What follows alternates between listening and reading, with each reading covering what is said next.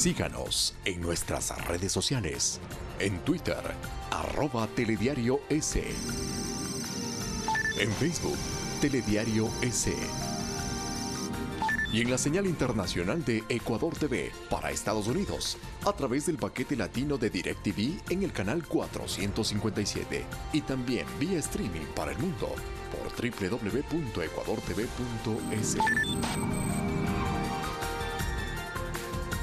Amigos televidentes, muy buenos días. Gracias por acompañarnos en esta nueva jornada informativa, empezando este lunes recargados de energía, por supuesto, para compartir con ustedes toda la información generada durante las últimas horas. Sofía, buenos días. ¿Qué tal, Diana? Muy buenos días. Así es, en este 10 de diciembre les acompañamos con la información más destacada a nivel nacional e internacional a través de las señales de Ecuador TV y Gama Visión. Estos son nuestros titulares. El nuevo vicepresidente será elegido esta semana, así lo anunció la Asamblea Nacional mediante un comunicado. El presidente Lenín Moreno inicia una gira por China y Qatar, donde fortalecerá las relaciones bilaterales, mientras que su viaje a España fue postergado. Por primera vez en Guayaquil se llevó a cabo el World Holiday Parade, un desfile de globos gigantes que se desarrolla en Nueva York y otras ciudades del mundo. En el ámbito internacional, en Perú fueron aprobadas 3 de las 4 enmiendas propuestas por el presidente Martín Vizcarra. La no reelección de congresistas con un 82% fue uno de los cambios.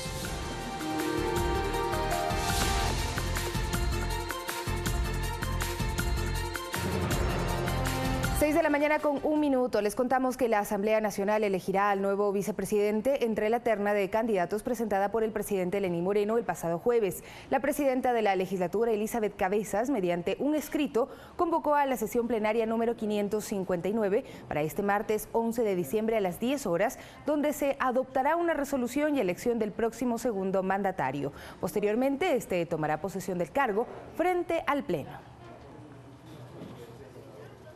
Y en el siguiente reportaje les presentamos un perfil profesional y personal de Otto Sonnenholzner-Spence, un radiodifusor y economista guayaquileño de 35 años de edad, quien encabeza la terna para nuevo vicepresidente de la República.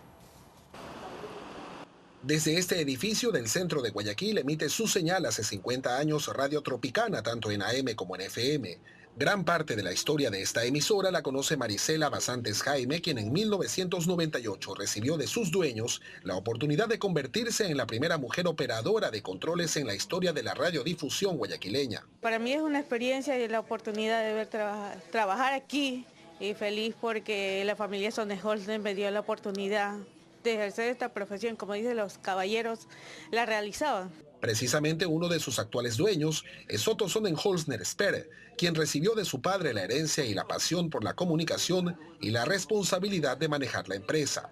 María Fernanda Perrone es su compañera de cabina todos los días en el informativo de las mañanas desde hace 8 años y quien lo considera más que un jefe, como una persona de valores. Con el que puedes tener diferencias sin que eso signifique un inconveniente, donde te sientes libre de hablar, de actuar, pero en el lado humano te sientes respaldado, porque es súper solidario, se identifica con tus problemas, te ayuda a resolverlos, te empuja también, y en mi caso particular me empujó a estudiar.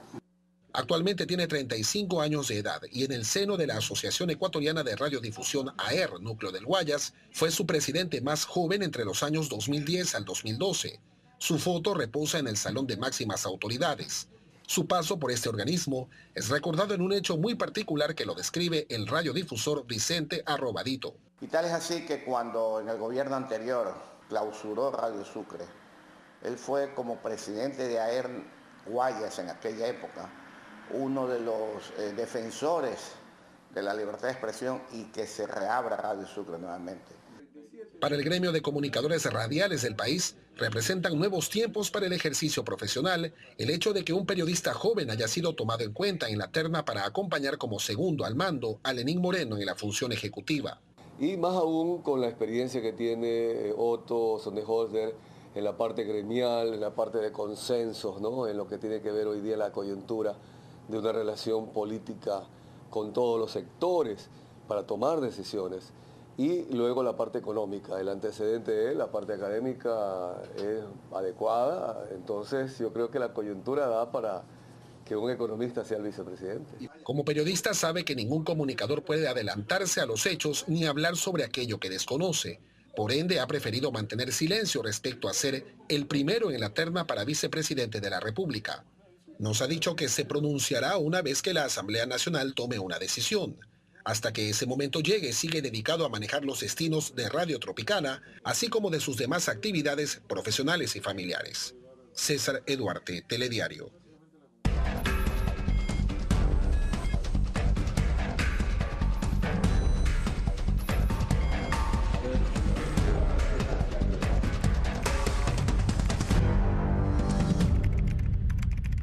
No hay soporte jurídico que avale los cobros de diezmos por parte de funcionarios designados o de elección popular a sus trabajadores y afiliados a organizaciones políticas. Así lo confirma la normativa vigente y analistas. La Unidad de Investigación de los Medios Públicos trae este reportaje a fondo. Han pasado 3 meses desde que Andrea Utreras, ex colaboradora del asambleísta Karina Arteaga, dio a conocer exigencias de presuntos pagos para organizaciones políticas. Ella endosaba esos $400 a los asesores, pero sale esa cuota a nombre de Karina Arteaga. Medardo Leas, doctor en jurisprudencia, explicó que no es legal el cobro obligatorio de contribuciones económicas a organizaciones políticas. Pero para que la legalidad funcione significa que primero tengo una persona jurídica como es un partido político ya reconocido por el Consejo Nacional Electoral y que todos esos aportes ingresen legalmente, o sea, ingresen directamente a las cuentas del partido. El Código de la Democracia destina todo un capítulo para hablar de la legalidad del financiamiento de las tiendas políticas. Las contribuciones que lleguen de afiliados, adherentes, actividades organizativas, militantes, inversiones, donaciones o legados corresponde al financiamiento privado, pero según Oleas, debe ser voluntario. Y entre la voluntariedad y la obligación hay una muy gran diferencia. Según dijo Andrea Utreras, comunicadora y afectada por estos diezmos, los asambleístas cobraban aportes incluso si el funcionario no era militante de la agrupación política. En mi caso yo no era ni militante, ni adherente, ni simpatizante de Alianza País. Yo estaba ahí prestando mis servicios profesionales. Para los analistas consultados, los delitos en los que han incurrido diferentes actores políticos por este tema giran en torno a la concusión. Que es un delito que, como usted conoce, no prescribe y es susceptible de ser juzgado inclusive en ausencia. Es un hecho extremadamente grave. Pero este tipo de denuncias no son solo de ahora. Históricamente, actores políticos han aprovechado sus cargos para cobrar aportes para sus partidos. Jorge Acosta, ex titular del Tribunal Supremo Electoral, recordó 2 casos emblema ocurridos en 2008. Destituimos al superintendente de compañías por aportes que se hacían vía descuento del rol de la superintendencia de compañías, de los funcionarios. Lo mismo ocurrió con el entonces alcalde de Tabacundo, del cantón Pedro Moncayo. Pero no solo los actores pueden ser responsables. De comprobarse que el movimiento infringió el Código de la Democracia en cualquiera de sus artículos, la sanción será contra el representante legal. Este martes analizaremos este tema y se revelará cuántos de los 16 partidos y movimientos políticos con alcance nacional cumplen con publicar en sus páginas web los ingresos que reciben. Suelen Granda, Telediario. Y el presidente Lenín Moreno realiza un viaje internacional que incluirá China y Qatar.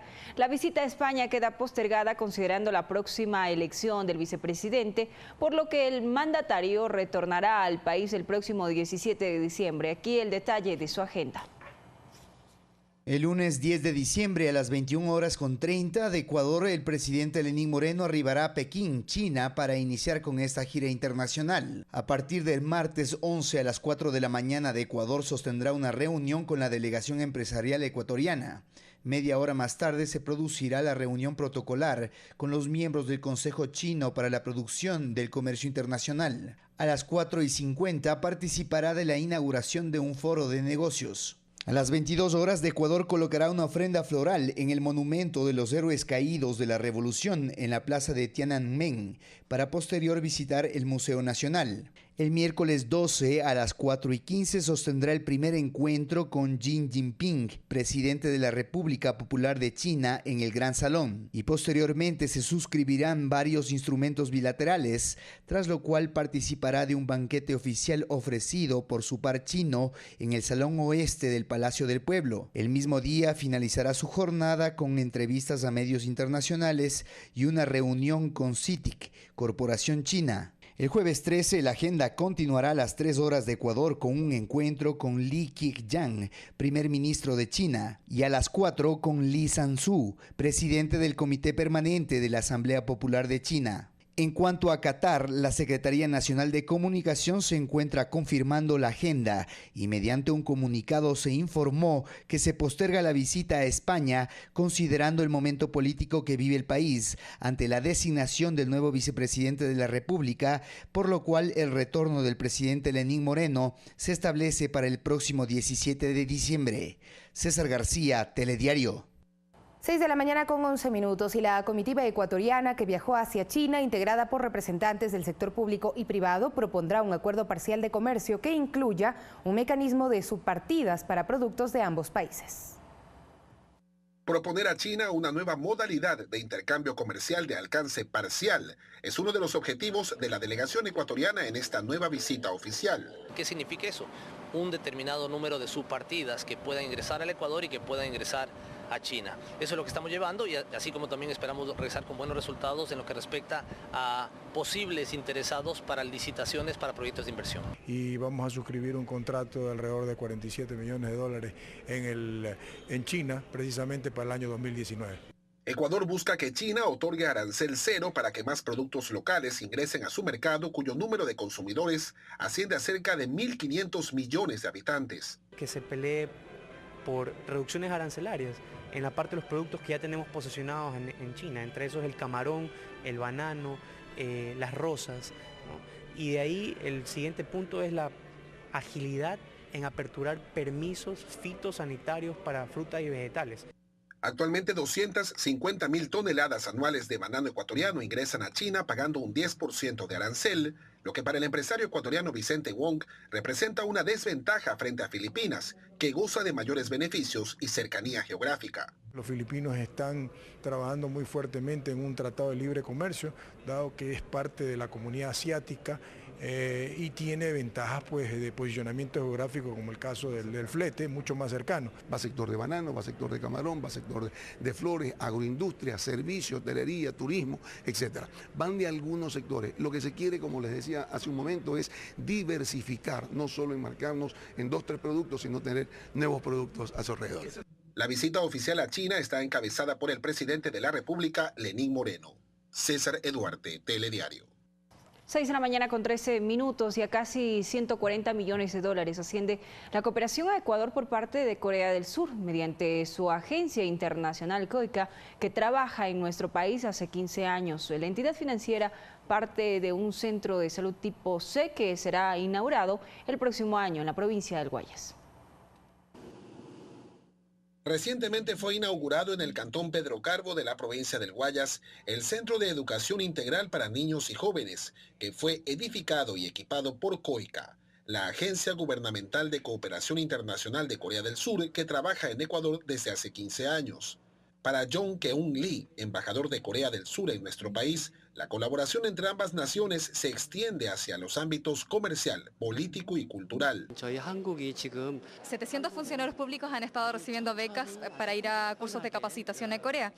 También en el Ecuador tenemos alrededor de 70 voluntarios que están alrededor de todo el Ecuador para ayudar con proyectos de colaboración. Y en general, Ecuador y Corea ha estado colaborando con alrededor de 140 millones en este tipo de proyectos. Esta entidad ha desarrollado diversos proyectos en Ecuador de la mano con gobiernos autónomos descentralizados en materia de sistemas de riego agrícola, entrega de becas de estudios y actualmente junto al Ministerio de Salud implementa la construcción de un centro de salud tipo C en la provincia del Guayas. COICA está participando en la construcción de este hospital con alrededor de 5 millones invertidos para la construcción y el Ministerio de Salud de la provincia de Guayas está donando los equipos. COICA también está ayudando con la capacitación de los personales de este hospital en el futuro, también con educación sanitaria para la gente que esté trabajando en este centro de salud. Parte de la colaboración de Corea del Sur en Pedro Carbo a través de COICA también fue en el equipamiento del Centro de Rehabilitación para Personas con Discapacidad. Hoy se evidencia más de $80.000 invertidos, un cooperante de manera permanente aquí trabajando, la asistencia del Hospital de Seúl, también que viene una vez al año para evaluar los casos de personas con discapacidad y derivarlos para poder hacer sus atenciones. Estos son los resultados de este trabajo coordinado. César Eduarte, Telediario. 6:15. La Defensoría del Pueblo aspira que el Ejecutivo sancione favorablemente la ley orgánica de esta institución que fue aprobada por la Asamblea. Su principal autoridad, Gina Benavides, resalta que esta norma amplía la garantía y la promoción de derechos de las personas, incluso a escala internacional. La Ley Orgánica de la Defensoría del Pueblo plantea, en esencia, una nueva legislación que, con sustento en la desconcentración, autonomía e independencia, genere políticas más fuertes en materia de protección y promoción de derechos humanos. Para la titular encargada de la Defensoría del Pueblo, Gina Benavides, es fundamental que el Ejecutivo sancione favorablemente esta norma, ya que, entre otras cosas, genera una mayor participación ciudadana con la constitución de los llamados Consejos de Defensores de Derechos Humanos. Están conformados por personas de conocida trayectoria y que han trabajado en materia de derechos humanos en el país. Esta actualización y reforzamiento de la ley se amolda además a lo que establecen leyes internacionales como los denominados Principios de París, que incluye con fuerza el tema de la promoción de los derechos humanos, de los cuales gozan todas las personas. No se trata tanto solo de intervenir cuando la violación ya se cometió, sino evitar que las violaciones de derechos humanos se produzcan. Ajuste normativo que, mirado desde el debate político, fortalece institucionalmente a la Defensoría del Pueblo para un trabajo inclusive fuera de fronteras. Esto nos va a permitir realmente tener como país y como Estado un sitial preponderante en lo que significa el reconocimiento de los derechos de las personas. Aplicación que podría ir en beneficio de nuestros compatriotas migrantes. Fortalecer las delegaciones de la Defensoría del Pueblo en el exterior. Quisiera comentarles, colegas, que en los últimos años pudimos incrementar 2 delegaciones adicionales a la que ya existía en Estados Unidos. La delegación que existía desde hace varios años era una sola persona que trabajaba desde Houston y que trataba de solventar la protección de los derechos de los miles de ecuatorianos que se encuentran distribuidos en toda Norteamérica. Consejos de defensores de derechos humanos que pueden también hacer observaciones en materia, por ejemplo, de personas desaparecidas y cómo la Defensoría del Pueblo puede tener una atribución con más peso en el seguimiento de estos casos. Javier Ceballos, Telediario. 6:18 a.m. y en las reformas a la Ley de Comunicación se derogan los artículos referentes a las normas deontológicas. El espíritu del legislativo es que los medios tiendan a la autorregulación. Esta semana la Comisión de Derechos Colectivos avanzó en la revisión de las reformas a la Ley Orgánica de Comunicación. Desaparece la Supercom. La Sala resolvió acoger la iniciativa de la ministra de Gobierno, María Paula Romo, de que se eliminen los artículos 9 y 10 de la Ley Orgánica de Comunicación que hablan de los códigos deontológicos. No he estado nunca de acuerdo que tenga que haber una ley para poder o para poner límites a la comunicación, a la libertad de expresión. El mensaje, dicen los legisladores, es que exista de parte de medios y periodistas un ejercicio de autorregulación. Ahí viene una gran responsabilidad en la comunicación para quienes hemos estado muchísimos años en esta actividad. Para Marcela Holguín existe preocupación de que al eliminar las instancias administrativas, ahora se judicialicen procesos contra la prensa. Sin la posibilidad de que exista una figura de conciliación en el caso de que los medios de comunicación involuntariamente cometan un error y las personas quieran defenderse de aquello. Lo inherente a la profesionalización se mantiene tal como lo expresa el artículo 42 de la ley, con excepciones que benefician a los medios comunitarios. Debemos incentivar la profesionalización, pero si le exigiéramos título a absolutamente todo el mundo para ejercer el periodismo, imagínense, el pobre Gabriel García Márquez no habría podido publicar ni una crónica. El informe será entregado a la presidenta de la Asamblea el 13 de diciembre. Alexis Moncayo, Telediario. 6:19. Varias organizaciones políticas, atendiendo a lo dispuesto en el Código de la Democracia, realizaron sus procesos de elecciones primarias para definir sus candidaturas de cara a los comicios seccionales de 2019. El movimiento oficialista Alianza País aún no define sus cuadros para dignidades como alcaldías y prefecturas. El escenario electoral comenzó a intensificarse durante este feriado. Varias organizaciones políticas desarrollaron sus elecciones primarias para definir candidaturas. El movimiento Pachakutik presentó una lista única en la cual Pablo Dávalos se postulará para disputar la alcaldía de Quito. Hoy empieza el camino para recuperar la dignidad de la ciudad. Mientras que Pablo Vélez fue anunciado para la prefectura de Pichincha. Con la finalidad de rescatar el concepto fundamental de la política, esto es servir a los ciudadanos y no servirnos de ellos. A la par, en un evento desarrollado en la Tribuna de Sur, la lista 33 presentó a Juan Pablo Solines para la alcaldía capitalina y a Carla Ceballos para la prefectura de Pichincha. Debemos de enfocar nuestros ojos en los barrios, ya no en las megaobras, sino en los barrios y satisfacer las necesidades básicas de esos sectores.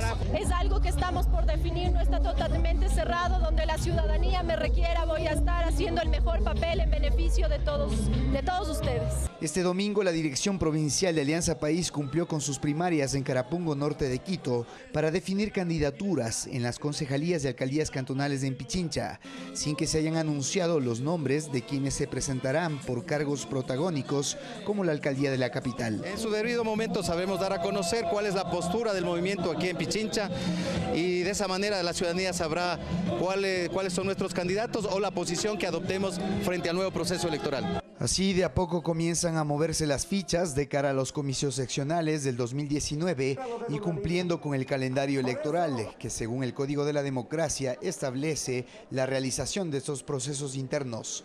César García, Telediario. 6:21 y las organizaciones políticas cantonales, Social Provivienda, Rodas Toral, así como los movimientos Pachakutik y Unidad Popular, inscribieron a sus candidatos a las dignidades de alcaldes y concejales para los cantones El Empalme, Durán y Salitre en la delegación provincial del Consejo Nacional Electoral. Los procesos se llevaron a cabo ante representantes del CNE, quienes receptaron la documentación requerida, toda vez que las agrupaciones antes mencionadas cumplieron con el procedimiento previo de primarias. El periodo de inscripción de candidatos culmina el próximo 21 de diciembre. Hemos concurrido como un proceso democrático que ha unido a campesinos, trabajadores, maestros, estudiantes en un proyecto de rescate de Salitre y la provincia del Guaya. El 15 de diciembre se va a inscribir el resto de candidaturas en la provincia del Guaya, prefectura, viceprefectura y particularmente alcalde de Guayaquil y el resto de autoridades que se van a elegir el 24 de marzo. 6:22, el momento de hacer nuestra primera pausa en Telediario. Así es, regresamos enseguida con más noticias. Quédese con nosotros.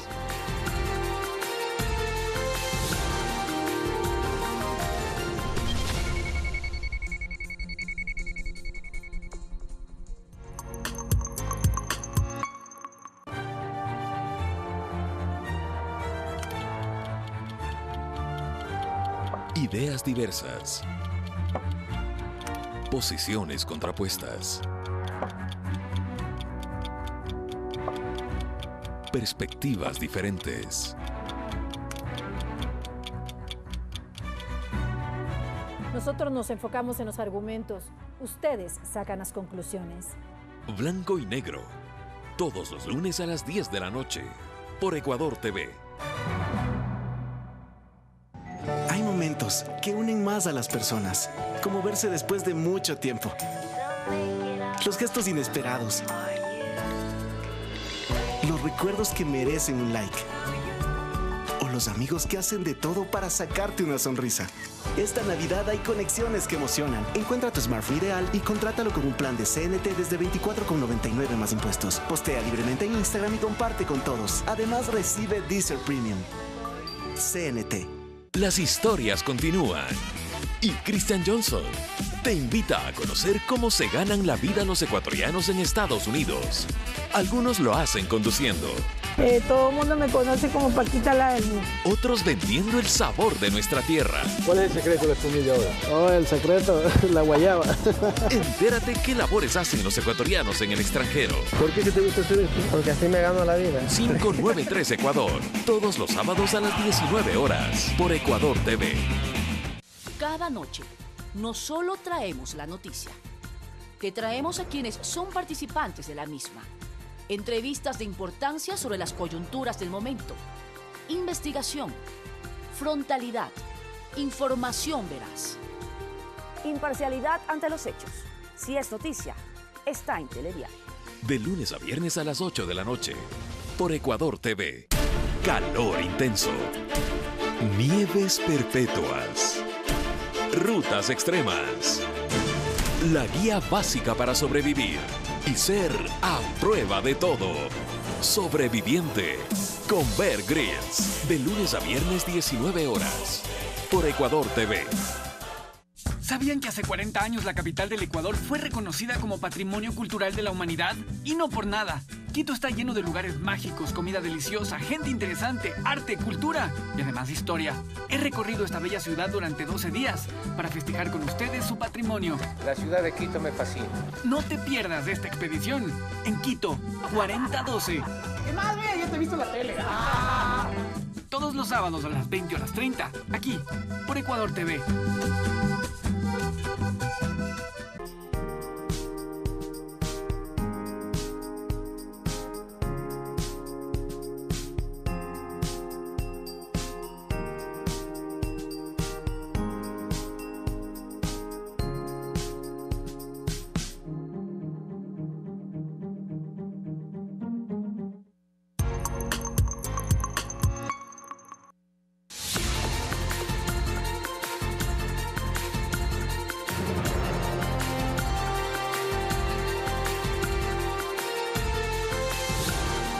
Seguimos con más información. Para el 2020 se tiene previsto que se inicie la construcción del metroférico más largo del mundo en la ciudad de Quito. El anuncio lo efectuó el presidente Lenín Moreno en el marco de la sesión solemne por la fundación de la capital. El proyecto generaría un total de 1.800 plazas de trabajo de forma directa.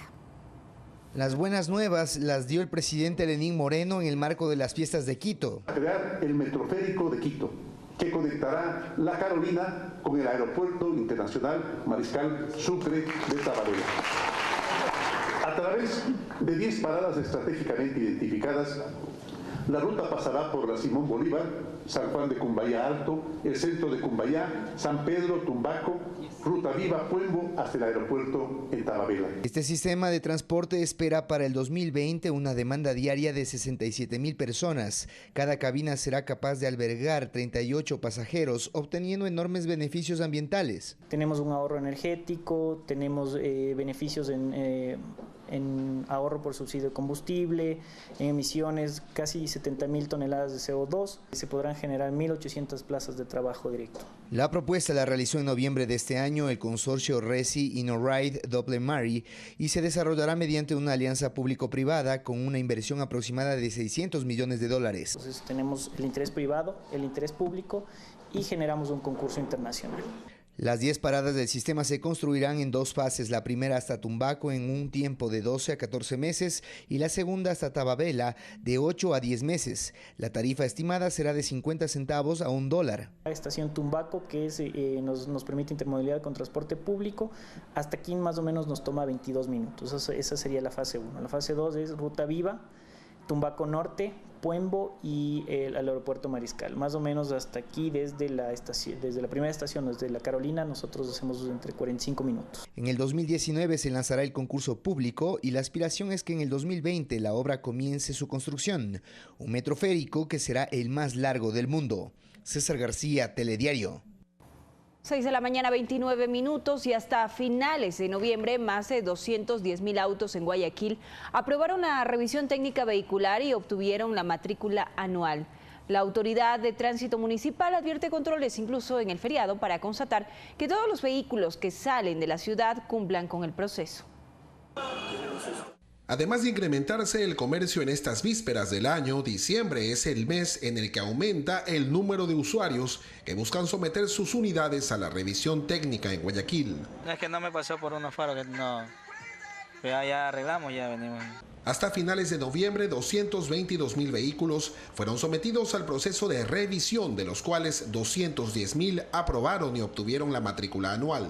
La Autoridad de Tránsito Municipal anunció que quienes no cumplieron con la calendarización prevista en el año podrán someter sus unidades a revisión técnica incluso los próximos 2 sábados, 15 y 22 de diciembre. Si la ciudadanía ingresa al sistema, va a encontrar la cantidad de turnos disponibles suficientes. A medida que se van separando los turnos, se va copando y llega un punto en el que ya el usuario no va a encontrar cupos disponibles. Aclarando que aquellos autos que aún no han sido revisados y no cumplen con las normas técnicas vehiculares mínimas tendrán inconvenientes al momento de salir de Guayaquil por el feriado. Los controles no solamente son en Guayaquil, las sino también son en las carreteras. No queremos que al momento de su viaje pues tengan inconvenientes con su vehículo. La atención en los centros de revisión técnica vehicular en Guayaquil se realiza de lunes a viernes de 7 a 19 horas y los sábados de 7 hasta las 13 horas. César Eduarte, Telediario. 6 de la mañana con 30 minutos. Continuamos con más noticias ya en otro ámbito. Diversidad Somos Todos fue la actividad desarrollada en Durán, provincia del Guayas, que incorporó a personas con discapacidad y adultos mayores en jornadas deportivas y culturales. Esta iniciativa se enmarca en el Día Internacional de las Personas con Discapacidad, que se conmemoró el 3 de diciembre.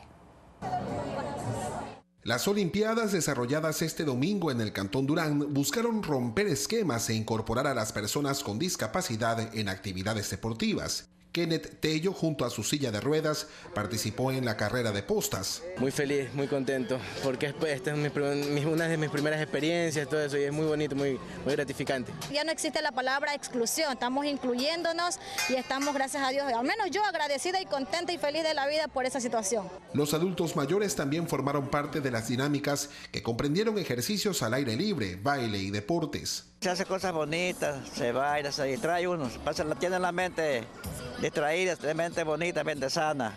Y aquellos que no pudieron practicar deportes utilizaron sus manos y creatividad en la elaboración de un mural que incorporó frases y dibujos en pro de la equidad. El romper las barreras, el romper los estereotipos que tenemos hacia las personas con discapacidad y generar mayores espacios de inclusión precisamente en nuestra sociedad. Son actividades enmarcadas en el Día Internacional de las Personas con Discapacidad, que se conmemoró el pasado 3 de diciembre. César Eduarte, Telediario.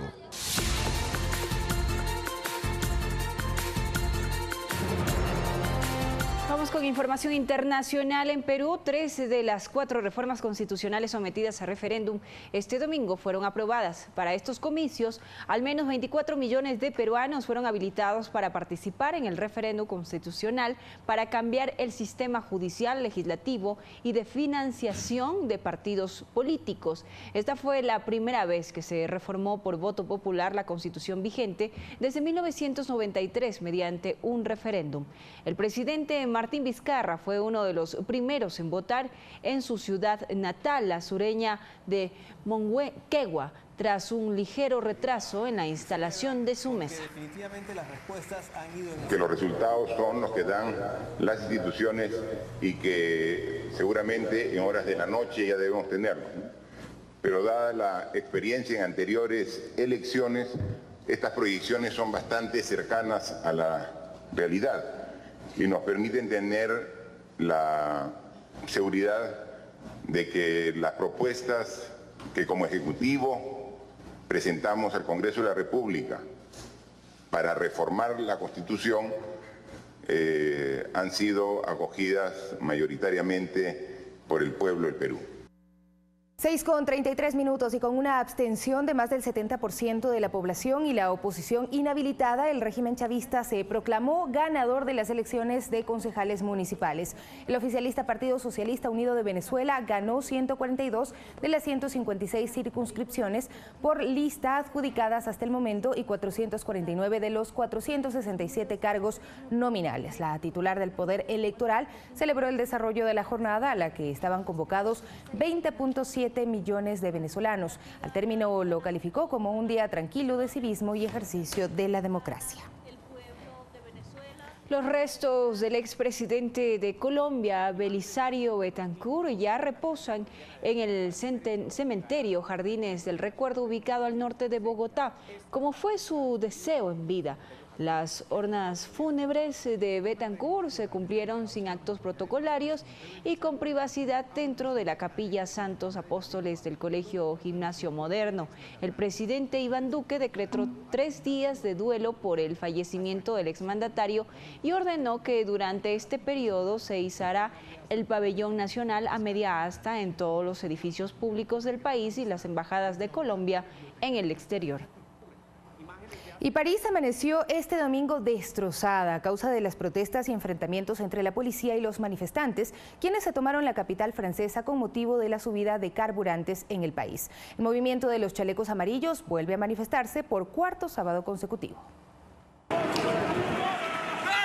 Una treintena de personas resultaron heridas en las protestas del movimiento de los chalecos amarillos en París, donde las fuerzas del orden han detenido hasta el momento a más de 600 personas, de las que la mayor parte quedó bajo custodia de la policía. Los principales puntos de choque entre los antidisturbios y los manifestantes se registraron en torno a los Campos Elíseos, como en la avenida Marceau o en la calle Courcelles, donde los vehículos fueron incinerados, se levantaron barricadas y los antidisturbios lanzaron gases lacrimógenos. Las protestas del movimiento de los chalecos amarillos, llamados así por la prenda reflectante que llevan puesta, comenzaron en contra de la subida del impuesto al carburante, pese a que la medida fue aplazada 6 meses por el gobierno.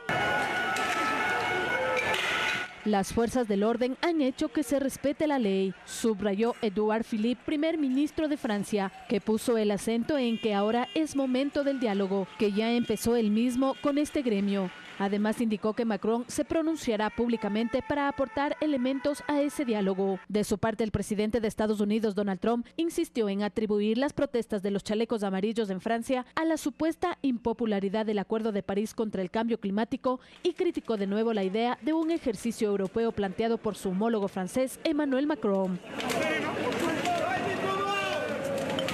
Fernanda de la Bastida, Telediario.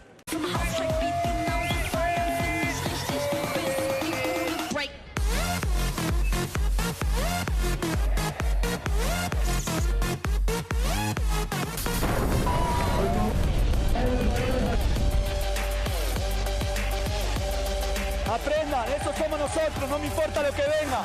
Eso es MLE, MLE lo gana dentro del campo.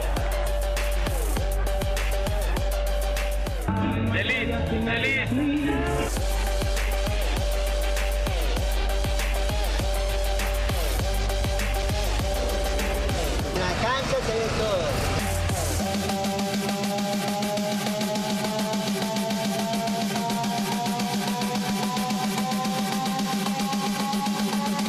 Y el Club Sport Emelec no desentonó este fin de semana y logró la victoria necesaria sobre Técnico Universitario. Fue 1-2 en el Estadio Bellavista de la ciudad de Ambato para de esta manera cerrar en la primera posición de la segunda etapa y lograr la clasificación a la Gran Final 2018. Emelec, sin duda alguna, el equipo más ganador e importante en nuestro fútbol en esta última década. Con muchos títulos y buscando uno nuevo en esta ocasión, se citará este día miércoles frente a Liga de Quito en el Estadio Capuel desde las 20 horas y la revancha será el próximo domingo en el Estadio Rodrigo Paz Delgado, horario por confirmarse. Se había dicho que a las 12, pero se habla de que se podría cambiar a las 17 horas. La gran final del fútbol ecuatoriano entre Emelec y Liga. Escuchemos la palabra del director técnico de Emelec, Mariano Soso, luego de la victoria sobre Técnico Universitario, y también la palabra de Fabián Frías, el director técnico del Rodillo Rojo. La instancia es distinta, es diversa. Si bien nos pudimos enfrentar tanto en la primera etapa como en la segunda, entendemos que está en el marco y en un contexto muy diferente, así que el equipo a partir del día de mañana quedará concentrado, pensando en recuperar en el menor tiempo posible el desgaste que hemos tenido en estas últimas 3 fechas. y poder hacer un buen diseño y proyecto de partido que nos permita resolver el primer encuentro con ellos en condición de local. Habíamos proyectado 30 puntos, que es lo que pretendíamos. A veces hay un margen de error y ese margen de error hizo que a lo mejor, por suerte, una fecha antes ya estemos con el objetivo principal cumplido. La realidad es que sí queríamos sumar más, pero bueno, tuvimos partidos con penales, que a veces puede pasar en el fútbol. Liga de Quito ya se prepara para la final, no pudo derrotar a Delfín, empató 0-0 en el estadio Rodrigo Paz Delgado y suma una novedad. Antes justamente de la definición, la salida de Gastón Rodríguez, el delantero uruguayo, fue apartado, separado del grupo de la plantilla. No continuará para estas finales y tampoco para el 2019. Esto por un acto de disciplina, fue cambiado en el partido contra Delfín, agarró sus cosas y se fue del estadio antes de que termine el partido. Esto no lo toleró el cuerpo técnico dirigido por Pablo Repeto y le dijeron a Gastón Rodríguez: muchísimas gracias, siga su camino. Liga ahora se prepara para lo que serán los choques frente a Emelec miércoles y domingo. A continuación, la palabra del técnico uruguayo Pablo Repeto, luego del empate 0-0 con el cuadro cetáceo. Sabíamos que iba a ser un partido duro, ¿no? Delfín es un muy buen equipo, no de casualidad. Hoy es el cuarto equipo del torneo, clasificando a la Libertadores, no en fase de grupo, pero clasificando a la Libertadores, y terminó peleando este torneo, ¿no? Terminó cuarto también.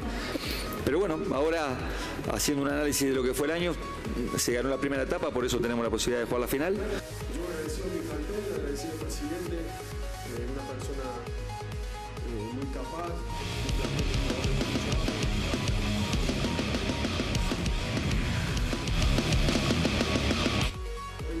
Tenemos una realidad, hemos pasado muchos equipos, hemos clasificado otra vez a una Copa Libertadores que para Banaví vuelve a ser histórico.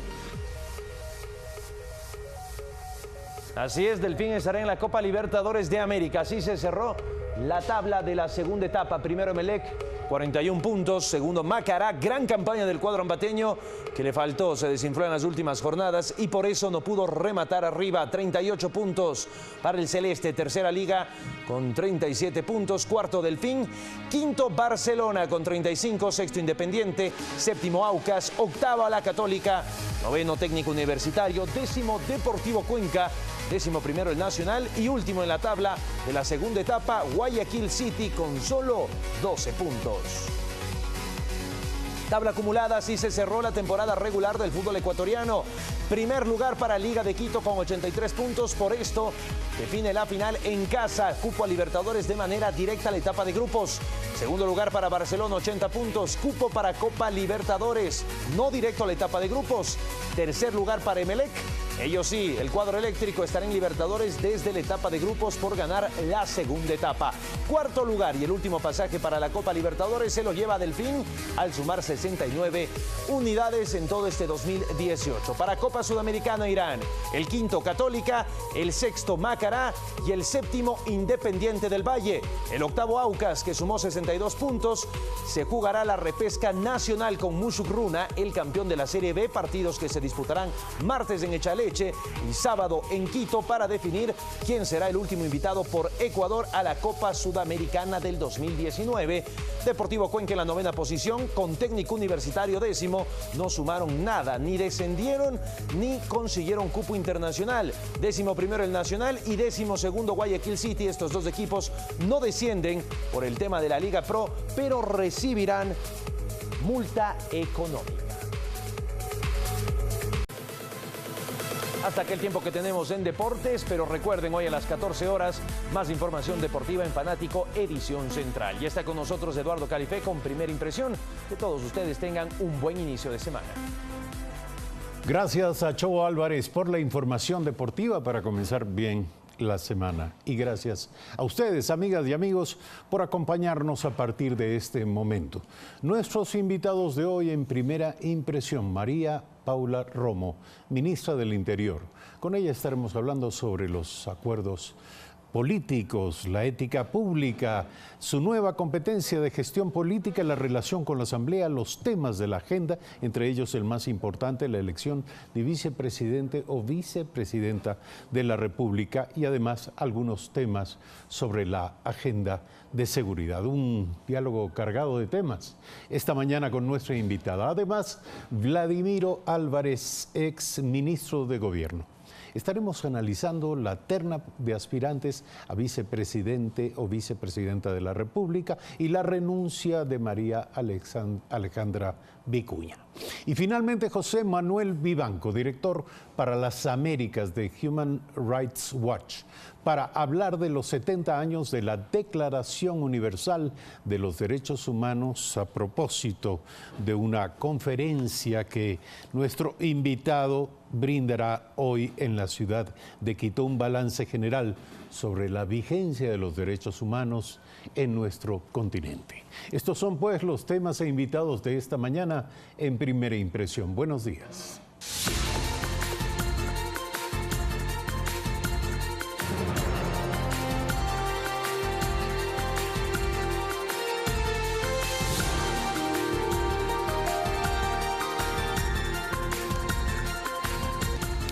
Esta mañana, a esta hora, como siempre, les recomendamos a ustedes la lectura de Diario El Telégrafo. El Telégrafo en esta mañana nos trae abundante información y algunos de sus titulares nos dicen, por ejemplo, Declaración de los Derechos Humanos cumple hoy 70 años. En Guayaquil se efectuará una caminata y, como lo dijimos hace un par de minutos, estará con nosotros José Miguel Vivanco, director para las Américas de Human Rights Watch. Estaremos abordando este tema en este espacio informativo. Además, el presidente de la República, Lenín Moreno, volverá al país el próximo 17 de diciembre. El mandatario inicia esta noche un viaje por China, Qatar y España, pero se tomó la decisión en las últimas horas de acortar el periplo del mandatario. Y finalmente, delitos derivados del caso Diezmo no prescriben. La ley contempla contribuciones a partidos y movimientos reconocidos por el Consejo Nacional Electoral. Cobros no son permitidos a través de intermediarios. Estos son los temas que usted puede encontrar esta mañana en Diario El Telégrafo. 6 de la mañana, 58 minutos. Iniciamos pues con lo previsto. Distintas lecturas mereció en la Asamblea Nacional la terna para nuevo vicepresidente o vicepresidenta de la República. En algunos sectores hay consenso y se destacan los nombres propuestos, aunque la oposición anticipa que no los apoyará. Es un giro de 180 grados saber que los miembros de la terna pues no son imputables en ningún delito. Que no haya puesto a nadie de Alianza País, yo creo que el Ecuador lo ve con buenos ojos, nosotros también. Nos hubiese gustado que se profundice un poco más el debate, pero la bancada ha decidido respaldar la terna. ¿Será entonces el primero de la terna? Ese tema todavía no lo hemos discutido a profundidad. Nosotros no vamos a votar a favor de ninguna de las tres personas que están planteadas por parte del Ejecutivo y del presidente Moreno. 6 de la mañana, 59 minutos. Está con nosotros María Paula Romo, ministra del Interior. Buenos días, gracias por estar aquí. Comencemos por el tema de la elección de vicepresidente o vicepresidenta de la República. Decía un asambleísta de Creo que es un alivio saber que se trata de personas que no están implicadas en el cometimiento de ningún delito, decía él.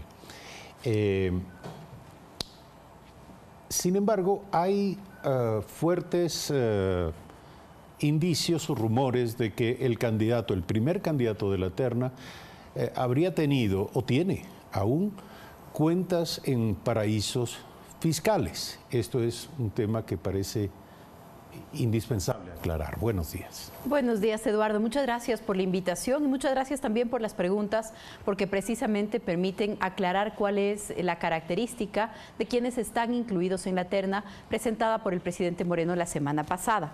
En primer lugar, el Ministerio de Trabajo emite unos certificados de que alguien no está impedido de ejercer un cargo público. Eso resuelve cualquier requisito dentro del país.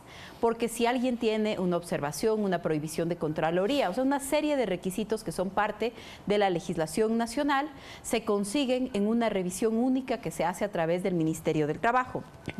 Estos son los certificados de que ninguno de los 3 nombres de la terna tiene impedimento para ejercer el cargo, y me gustaría dejárselos aquí, una copia para usted, y por supuesto hoy la vamos a enviar a la Asamblea Nacional para que sea distribuida a través de la Presidencia a todos los legisladores y que se puedan pronunciar sin que tengan ninguna duda sobre ese tema. O sea que la versión acerca de la existencia de cuentas a nombre del primer candidato de la terna...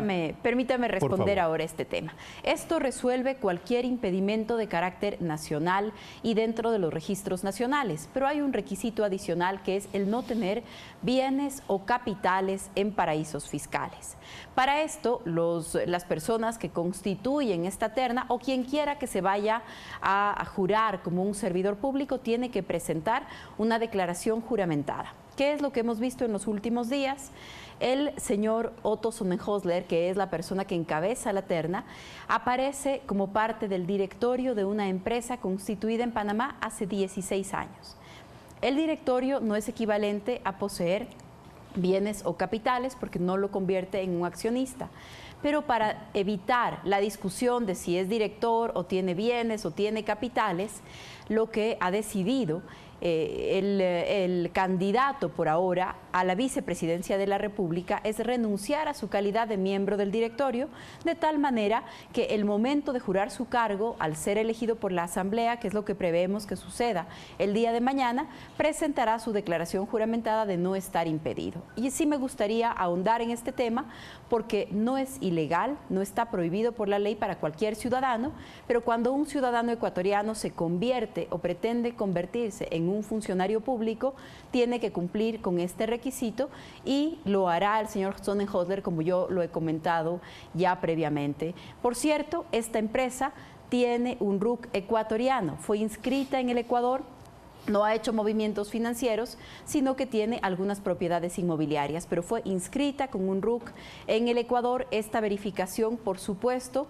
que la hicimos a pesar de la prisa y de la velocidad con la que han sucedido estos acontecimientos en los últimos días, pero el presidente Moreno, para proponer su terna, evidentemente encarga a su equipo hacer todas estas revisiones de tal manera que quienes fueron incluidos en esa lista no tenían en ese momento impedimento, y cualquier impedimento para jurar el cargo se resolverá antes de hacerlo. El primer candidato de la terna, dice usted, ha renunciado ¿a qué? ¿A su condición de accionista? ¿Ha transferido sus acciones y participaciones a nombre de otra persona? Insisto, no tenía ninguna condición de accionista. No era accionista de ninguna de estas compañías. Era parte de un directorio. Ha renunciado a pertenecer a ese directorio, pero no tenía acciones. Entonces, al no tener acciones, no está inmerso en la prohibición para ser funcionario público, pero para no entrar en esta discusión de no hay acciones, solamente parte del directorio, lo que ha decidido es renunciar también al directorio de tal manera que no se preste para ninguna confusión, porque su nombre ha generado una gran cantidad de apoyos en la Asamblea Nacional y en el país. También yo creo que esa es una señal importante. El presidente Moreno ha conformado una terna con 3 ecuatorianos ejemplares que han colaborado con el país desde lugares distintos a la política partidista, que creo que también es una señal importante. El Ecuador, los desafíos que tenemos, los acuerdos de futuro para el Ecuador, no son solamente acuerdos entre sectores políticos, no solamente exigen que los políticos pongamos nuestro esfuerzo, sino que todos los ciudadanos nos involucremos en ese objetivo, y creo que la terna también es una señal y una invitación en ese sentido. Usted lleva adelante ya la gestión política. Esto de alguna manera restituye lo que eran las competencias, lo que fueron las competencias históricas de aquel Ministerio de Gobierno, que era Ministerio de Gobierno y de la política, a más de municipalidades y cultos.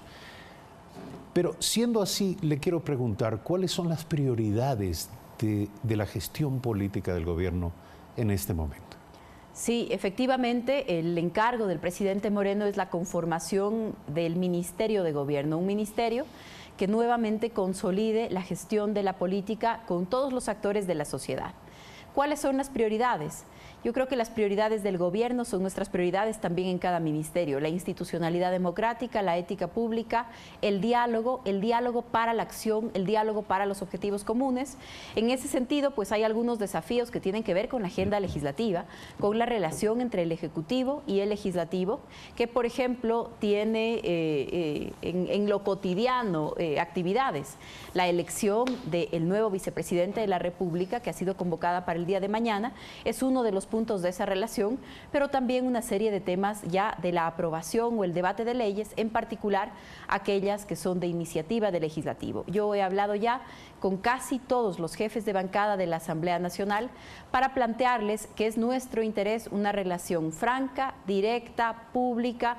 Ojalá pudiéramos tener reuniones periódicas con agenda de esas reuniones, que se terminen las reuniones y decir, miren, en estos puntos estamos de acuerdo, en estos puntos no estamos de acuerdo, esto vamos a seguir conversando. ¿Pero qué requiere puntualmente, qué requiere el gobierno de la Asamblea? De la Asamblea Nacional, el gobierno requiere que trabajemos por objetivos compartidos. ¿Cuáles son estos? Por ejemplo, la ley anticorrupción.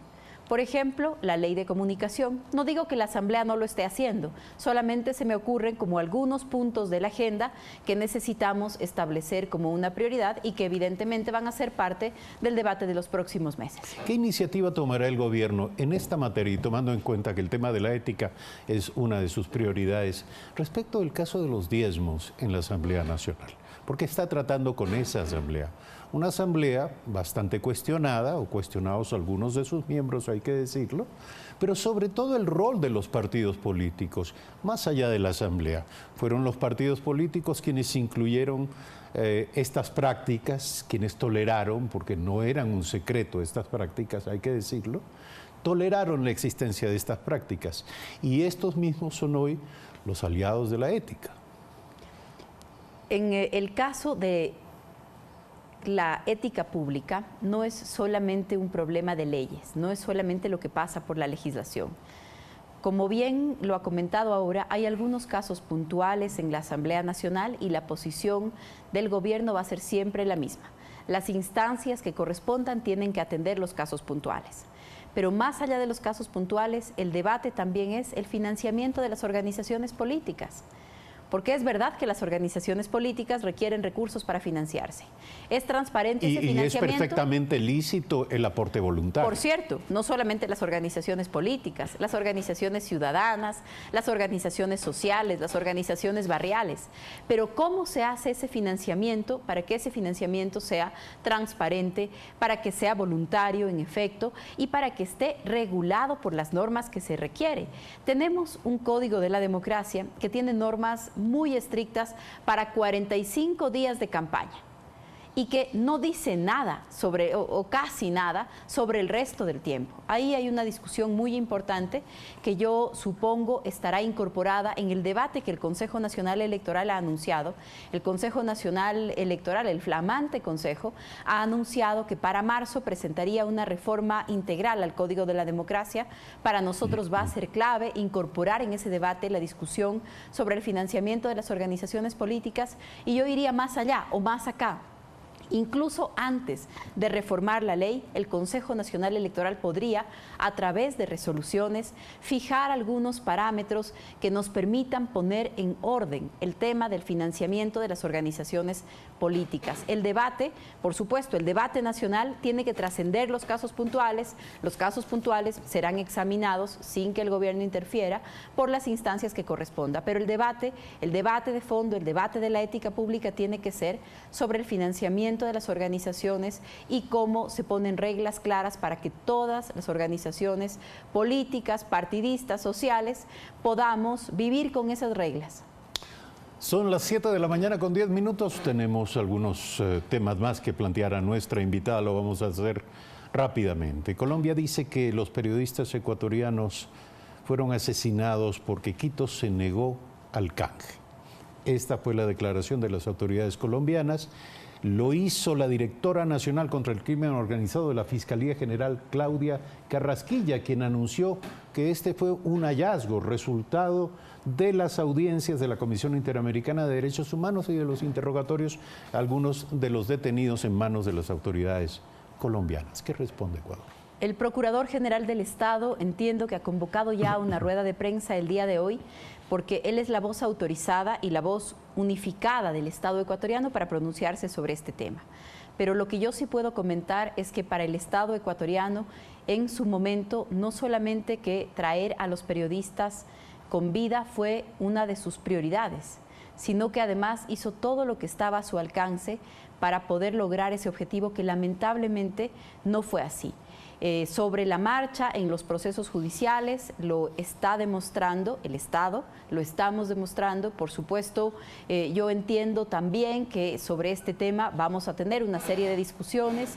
Es indispensable que la Fiscalía del Ecuador y la Fiscalía de Colombia avancen en los procesos para que lo que está contenido en esos procesos, que en el caso ecuatoriano todavía hace parte de una investigación previa y por lo tanto está cubierto con reserva, pueda ya ser público y podamos debatir más ampliamente sobre este tema. Pero insisto, para el Estado en su momento traer con vida a los periodistas fue una prioridad y en este momento para el Estado es una prioridad que tengamos verdad y justicia para el país, para las familias y vamos a seguir trabajando en ese sentido. Y recordamos que el presidente de la República, Lenín Moreno, lo dijo a un grupo de periodistas, lo dijo luego en ámbitos más amplios, que ese era el compromiso y que esa fue la decisión y la orden que impartió el presidente en su momento. De manera que, en efecto, es clave dilucidar exactamente qué fue lo que aconteció. Quiero preguntarle también, a propósito de los 70 años de la vigencia de la Declaración Universal de los Derechos Humanos, ¿qué pasa con el caso de la investigación de los policías que son indagados por la muerte de un joven en el Valle del Chota, el caso que todos conocemos en el control de mascarilla? En este caso, que también espero poder explicarlo en la Asamblea Nacional en las próximas semanas porque hay una comparecencia pendiente, en este caso es indispensable comprender el contexto en el que se está produciendo esa investigación que se lleva adelante en este momento. En la zona, lamentablemente tenemos la operación de organizaciones ilegales, básicamente vinculadas a la minería ilegal en la zona de Urcuquí, de Buenos Aires. Hay una gran cantidad de delitos que se están cometiendo, por eso tenemos todos los días un camión que es capturado y que escapa del control. Tuvimos hace algunas semanas policías rociados con gasolina al hacer un operativo de control de motocicletas robadas, presumiblemente robadas. Y en este caso tenemos en la zona contabilizados más de 60 episodios de desobediencia y ataque a la Policía Nacional. ¿Desde el caso de Mascarilla? No, desde hace más o menos un año.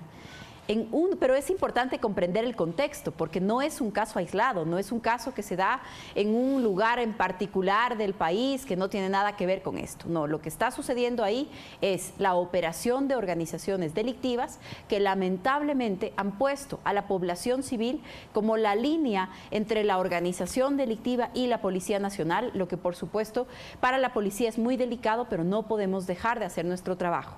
En ese contexto, lamentablemente, en un incidente violento y confuso, se dio la muerte de un ciudadano ecuatoriano en esa zona. El policía involucrado en esa operación, el policía que está involucrado en esa respuesta, en este momento está en órdenes de la justicia y está siendo juzgado para evaluar si la respuesta fue adecuada, si la respuesta fue excesiva, si la respuesta fue proporcional. Pero ni siquiera se trataba de un oficial asignado a la zona, sino que en principio cuando empezó el incidente y fue identificado por las cámaras del ECU 911, se pensó que era un incidente de tránsito y se envió a la zona unos pocos oficiales de tránsito para controlar el tema. Era un choque. Al detener a los automóviles, uno de estos automóviles, uno de ellos, una camioneta, llevaba material ilegal que tenía que ser decomisado.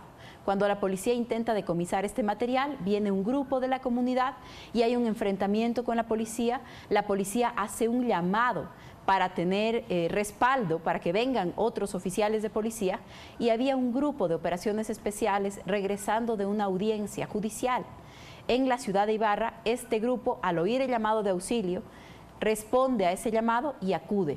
El oficial que en este momento está siendo juzgado es precisamente de este grupo que acudió a ese llamado.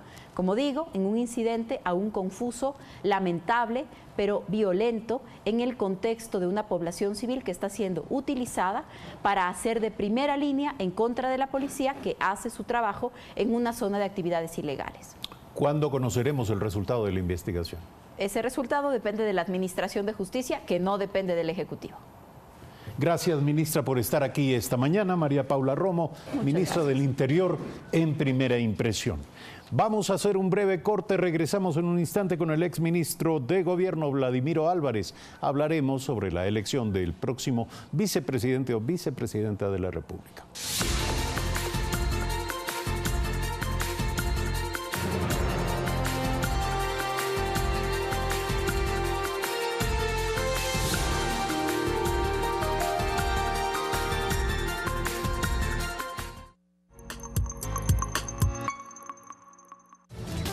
Termine su semana bien informado. Le traemos el resumen noticioso más completo,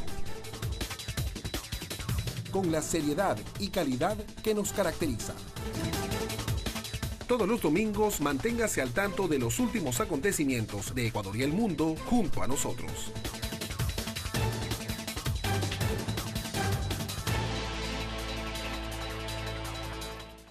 Preguntas sin respuestas, misterio, intriga, secretos. Solo el detective más famoso del mundo podrá resolver los casos más complicados. No te pierdas sus aventuras en la serie ganadora de 9 premios Emmy, Sherlock, de lunes a viernes a las 18 horas, por Ecuador TV. Música. Sentir. Es una especie de purga, de cierta manera. Un lenguaje único y universal. Es como un dolor con sonrisa. Ellos nos comparten sus canciones, sus anécdotas y emociones. Como yo nadie te ha amado es... Los ejes de mi carreta es mi canción. Esta es mi canción. Sábado 20 horas, por Ecuador TV. Forma parte de nuestro club de suscriptores de Diario El Telégrafo por $13,90 mensuales. Benefíciate de descuentos especiales en establecimientos aliados a nivel nacional. Club de suscriptores El Telégrafo, porque estar bien informado tiene más de un beneficio. Cada semana, planifica una nueva aventura, descubriendo los tesoros naturales del Ecuador. Descubre playas, volcanes, bosques y mucho más. En el viaje de la semana, sábado y domingo, 7 horas 30 y 13 horas 30, por Ecuador TV. Historias cotidianas de la realidad latinoamericana. Crónicas, entrevistas y exploración a profundidad de varios temas. América Ahora. Domingo 18 horas 30, por Ecuador TV.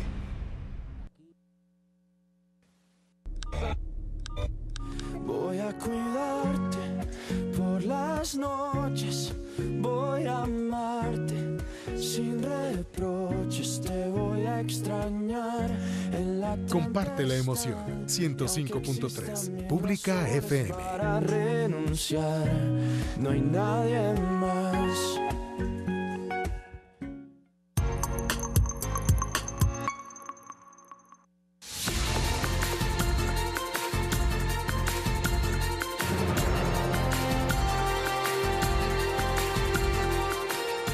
De la mañana, 19 minutos. La terna para nuevo vicepresidente o vicepresidenta de la República recibe buenos comentarios entre algunos voceros de organizaciones políticas, analistas y líderes de opinión. Se prevé que el tema sea tratado este martes en la Asamblea Nacional. Inmediatamente después de hacerse pública la terna para reemplazar a María Alejandra Vicuña en la vicepresidencia de la República, fue motivo de comentarios entre miembros de la clase política. En la asamblea se analizan los nombres de Otto Sonnenholzner, Nancy Vasco de Maldonado y Agustín Albán Maldonado, de cara a la sesión del Pleno de este martes, en la que se anticipa será escogido el nuevo segundo mandatario. El ex vicepresidente de la República, León Roldós, destacó la hoja de vida del primero de la lista, a quien dijo conocer. Reconoció que no tiene experiencia en el sector público, pero dijo que una fortaleza puede ser su formación profesional. Es un hombre preparado. Yo lo conozco a él muchos años y tiene buena formación. Es un hombre con capacidad de comunicación. El alcalde de Guayaquil, Jaime Nebot, también se pronunció el jueves último sobre la terna. ¿Y quién la encabeza? Yo creo que siempre el primero de la terna expresa el deseo del presidente de la República, que es quien tiene derecho a conformar su binomio, y pienso que lo más rápido posible debe ser designada para conjugar esta serie de rumores que no hacen bien ni a la democracia ni a la economía. El cuarto vocal del Consejo de Administración Legislativa, Patricio Donoso, negó cualquier negociación política para que el primero de la lista sea escogido. En absoluto, de la que a mí me consta, y ya estoy casi 6 años en la legislatura, no ha habido negociación alguna. Simplemente receptamos aquella terna pocos minutos después de haberle aceptado la renuncia a la ex vicepresidenta Vicuña. Las funciones de la vicepresidenta o vicepresidente de la República serán las que el presidente o presidenta le asigne, según el artículo 149 de la Constitución 2008. Néstor Aguilera, Telediario. 7 de la mañana, 21 minutos. Nuestro invitado en los estudios de la ciudad de Guayaquil, Vladimiro Álvarez Grau, ex ministro de Gobierno. Buenos días, gracias por aceptar esta invitación. Queremos preguntarle, ¿cree usted que los candidatos incluidos en la terna enviada por el presidente de la República para elegir vicepresidente o vicepresidenta de la República son de consenso? Buenos días. Buenos días. Realmente considero que la terna remitida por el presidente Lenín Moreno en una gran medida acoge el sentir ciudadano y el sentir y el pensamiento, el criterio de algunos sectores políticos en el sentido de que tiene que ser una persona con capacidad, con lealtad hacia los objetivos y el programa de gobierno establecido por el presidente Lenín Moreno y que conozca la realidad social y económica del país. En este sentido, yo creo que hay un consenso de que el primero de la terna es quien reúne a cabalidad todos esos requisitos y cualidades, que no es lo mismo. Dice usted personas con capacidad, pero al mismo tiempo con identificación plena con los contenidos del programa del presidente de la República. Sin embargo, el caso del primer candidato de la terna no es el de una persona que haya adherido, al menos de manera activa, pública, militante, a ese programa y a ese proyecto político. Bueno, en realidad Otto Sonnenhösner ha estado dedicado gran parte de su vida al sector de la comunicación radial. A través de eso lo conozco y entiendo que él conoce la realidad social del país, conoce la realidad política, la estructura del Estado ecuatoriano, y en ese sentido será un apoyo para el presidente de la República, pese a que no ha sido un activista político, pese a que no ha sido afiliado a ningún partido político, ni manifestado su ideología en ese sentido. Pero yo creo que es conveniente que quien ejerce la vicepresidencia de la República esté permanentemente al tanto, al día, con los objetivos que el presidente de la República señala, de tal manera que si fuere necesario cumplir la misión que la Constitución establece, la única que la Constitución establece, que es subrogar al presidente en caso de ausencia temporal o reemplazarlo en caso de ausencia definitiva, pueda cumplir esa función sin tener que ponerse en ese momento a estudiar cuáles han sido las circunstancias, sino que las conozca día a día, además de las funciones que específicamente el presidente de la República le asigne. Es prerrogativa, evidentemente, del presidente de la República otorgar confianza a su candidato sin duda alguna, pero también definir cuáles deben ser sus tareas en la administración pública. ¿Cuáles considera usted que a estas alturas y frente a los retos del país deberían ser las obligaciones del vicepresidente de la República? Bueno, fundamentalmente yo creo el encargo que había hecho en su momento a la ex vicepresidenta María Alejandra Vicuña son funciones importantes que contribuyen a que el presidente mantenga una cierta línea de contacto que pueda cumplir y contribuir a que el presidente de la República, en este caso Lenín Moreno, vaya cumpliendo sus metas en este sentido. Pero, atención, yo creo que en un momento tan complejo como el que vive el país, es importante por parte del presidente establecer un objetivo básico, que es lograr una gran concertación nacional entre los distintos sectores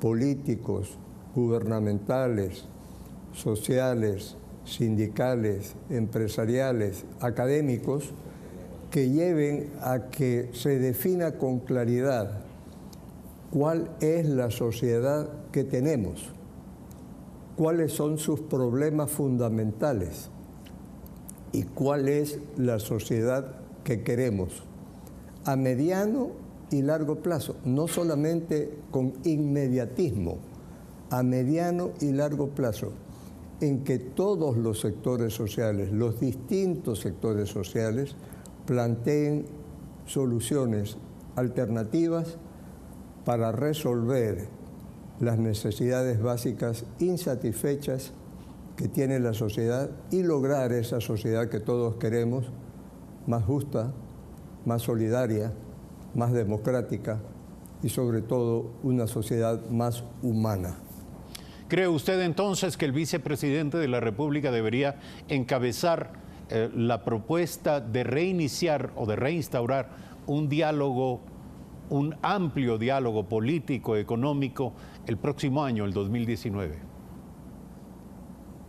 Definitivamente, yo creo que el presidente de la República debería impulsar esto y obviamente encargarle a su vicepresidente, ya una vez designado por la Asamblea Nacional, el impulsar estos diálogos y plantear con claridad la metodología para lograr esa concertación nacional tan anhelada por todos, dejando definitivamente descartado a un lado la confrontación, el odio que se implantó en la década de Rafael Correa. Una pregunta final, acabamos de hablar con la ministra del Interior respecto de las versiones que dicen que el primer candidato de la terna enviada por el presidente de la República tendría intereses en paraísos fiscales. Ha aclarado la ministra que la verdad de ello es que el señor Otto Sonnenholzner era miembro del directorio de una empresa que había sido constituida en Panamá y que tenía cuentas en Panamá, en ese paraíso fiscal, pero que él mismo no es propietario de participaciones, de acciones de esa empresa, y que se zanja, se soluciona el asunto renunciando al directorio de esa compañía creada hace 16 años. Desde el punto de vista del derecho y de la ley, ¿cree usted que esto liquida la versión por la cual algunos asambleístas venían cuestionando al primer candidato de la terna? La circunstancia de ser miembro de un directorio no implica necesariamente una vinculación en el capital de la empresa. No implica necesariamente el tener un patrimonio, como en este caso sería, en una empresa, en un paraíso fiscal.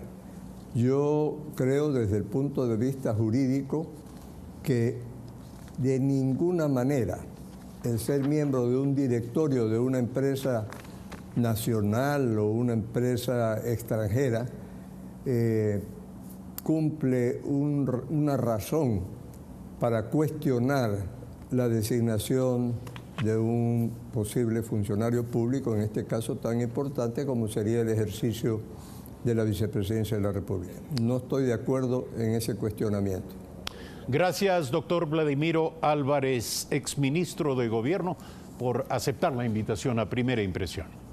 Vamos con el último tema de esta mañana. Se cumplen 70 años de la Declaración de los Derechos Humanos. La situación de los derechos humanos en las Américas prevé ser analizada hoy en una charla a propósito de conmemorarse un año más, los 70 años de la Declaración Universal. Este lunes se cumplen 70 años de la Declaración Universal de Derechos Humanos, que se suscribió en París en 1948 y en el Ecuador se recordará con una conferencia magistral programada por la parlamentaria andina Patricia Terán, la delegación de la Unión Europea en el país y la Universidad Andina Simón Bolívar. El título de la charla será Derechos Humanos en las Américas y estará a cargo del director para las Américas de Human Rights Watch, José Miguel Vivanco. Por el Ecuador prevén participar la ministra del Interior, María Paula Romo, y el vicecanciller Andrés Terán, entre otros personajes. El pasado 29 de mayo, el presidente Moreno sostuvo un encuentro con una delegación de la ONG, liderada por Vivanco, en la que ratificó el respeto a los derechos humanos y les manifestó su permanente apertura al diálogo. En su más reciente informe mundial, al referirse al Ecuador, Human Rights Watch afirma que todavía enfrenta graves problemas en materia de derechos humanos, como normativa que otorga al gobierno amplios poderes para coartar la libertad de expresión, limitada independencia judicial, condiciones de detención deficitarias e importantes restricciones en el acceso por parte de mujeres y niñas a la atención de la salud reproductiva. Además, se mencionan temas como las condiciones en centros de detención, los juicios por abusos del pasado, violencia sexual contra niños y niñas y la orientación sexual e identidad de género, entre otros. Néstor Aguilera, Telediario. Está con nosotros José Miguel Vivanco, director para las Américas de Human Rights Watch.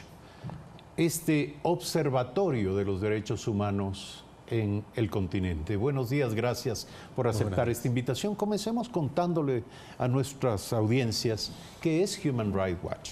Mira, Human Rights Watch, Eduardo, es una organización de tipo privada, internacional, que examina la situación de derechos humanos en todo el mundo. Tenemos oficinas en distintas capitales, en todas las regiones, en todos los continentes. Es un equipo de casi 500 personas, la gran mayoría abogados, pero también hay en otras profesiones, que lo que hacemos es, con nuestros propios recursos, examinamos en el terreno cuáles son las prácticas y cuáles son la legislación que están vigentes en distintos países y si esa legislación y esa práctica es consistente o no con obligaciones jurídicas internacionales en materia de derechos humanos. Todos nuestros recursos financieros son de carácter privado, son donaciones de personas que contribuyen con a nuestro presupuesto. No tenemos ninguna contribución directa o indirecta de ningún gobierno, porque existiría un conflicto de interés muy fuerte si nosotros recibiéramos un peso de un gobierno al que supuestamente debemos fiscalizar en materia de derechos humanos. Hacemos informes y esos informes son conocidos por la opinión pública, especialmente por los grandes medios de comunicación, y tratamos de influir en la política exterior de los países para mejorar la situación de los derechos humanos. Este financiamiento no tiene ninguna clase de condicionamiento desde el punto de vista de la aproximación ideológica, política al tema de los derechos humanos. Nosotros somos muy cuidadosos de las fuentes de financiamiento nuestras, es decir, si hay una persona que nos ofrece financiamiento, tenemos que revisar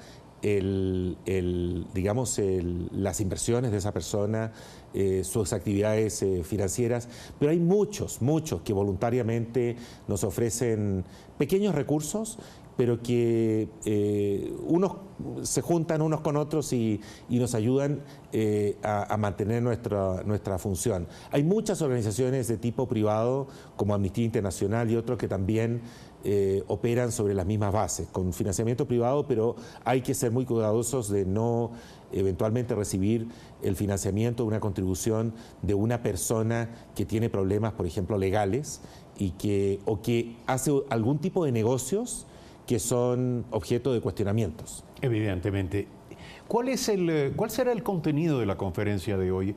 Asumimos que será una visión panorámica respecto de la situación de los derechos humanos desde la perspectiva de su organización. Mira, para mí es una gran oportunidad estar celebrando los 70 años de la Declaración Universal de los Derechos Humanos, el día en que se celebra a nivel mundial la vigencia de los derechos humanos, estar aquí en Ecuador y poder asistir a un evento organizado en la Universidad Andina con apoyo de la Unión Europea y de algunos amigos como Patricia Terán del Parlamento Andino. Y digo es una oportunidad porque acá en Ecuador se ha ido transitando de una situación yo diría, de represión en materia de derechos humanos, como fue la que existió durante el régimen de Correa, a una situación de amplia vigencia de las libertades públicas. Todavía hace falta formalizar una legislación, por ejemplo, en materia de libertad de expresión, que sea consistente con los instrumentos internacionales.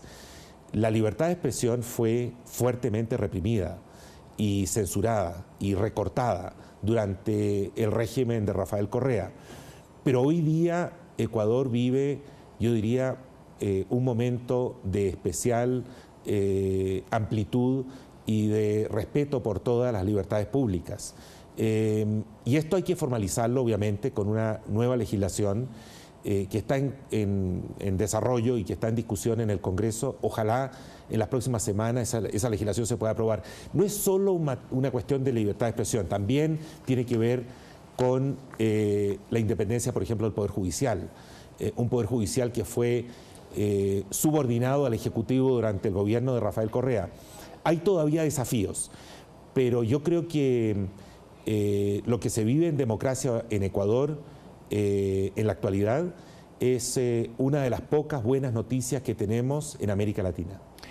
Y aprovechando esa visión panorámica, mirando la situación del continente americano o de Sudamérica, le pregunto dónde están los mayores temas de preocupación. Por ejemplo, la irrupción de un gobierno como el gobierno del presidente Bolsonaro en Brasil. Los derechos humanos están bajo permanente amenaza, desde una perspectiva política o desde otra. Le pregunto, ¿dónde están aquellos puntos, aquellas luces rojas que se encienden en el mapa y que constituirán, evidentemente, materia de preocupación suya y de su organización? Mira, qué bueno que me haces esa pregunta, Eduardo, porque yo creo que la principal preocupación, el principal riesgo que existe para la vigencia de los derechos humanos hoy día en la región es el surgimiento de líderes populistas. Populistas de derechas o populistas de izquierdas. Y fíjate que en América Latina las dos principales potencias de la región están gobernadas, o en el caso de Brasil aún no, pero en cuestión de semanas, por un candidato que se hizo elegir democráticamente y que ganó con un fuerte apoyo popular, como es Jair Bolsonaro, pero que hizo campaña, y yo creo que es la primera vez que ocurre esto en América Latina, con un discurso que es claramente contrario a los derechos fundamentales, ¿no? Hablando en contra de las minorías, hablando en contra de los indígenas, de los negros, de los que tienen una orientación sexual distinta a las mayorías, anunciando... Un discurso intolerante. Un discurso de intolerancia, diciendo por ejemplo, que cuando él llegara al poder, las policías tendrían licencia para matar a los criminales, ¿no? Realmente es un discurso muy peligroso, provocador y contradictorio con todos los principios básicos en materias de derechos fundamentales. Felizmente, Brasil cuenta con un poder judicial bastante fuerte, lo ha demostrado en estas investigaciones sobre corrupción, y tanto el Ministerio Público como los jueces investigando y sancionando a políticos de todas las creencias, de todos los sectores, y a importantes miembros del sector privado.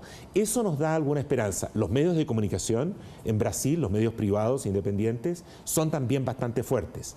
Ojalá que esto no signifique un retroceso mayor para los derechos humanos en Brasil.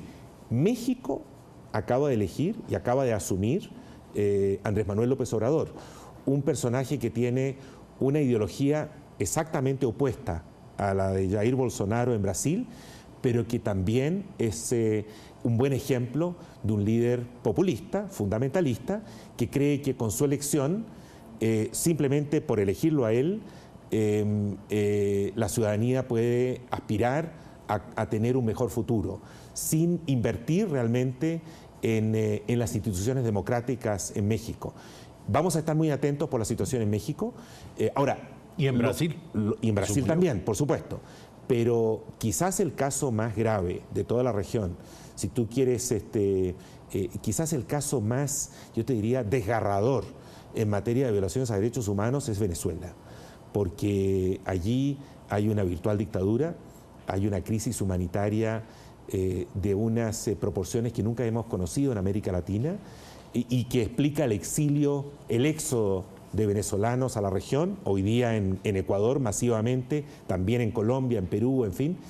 Y hay una concentración de poder y violaciones a derechos humanos como ocurre típicamente en una dictadura. Nicaragua está en esa misma categoría.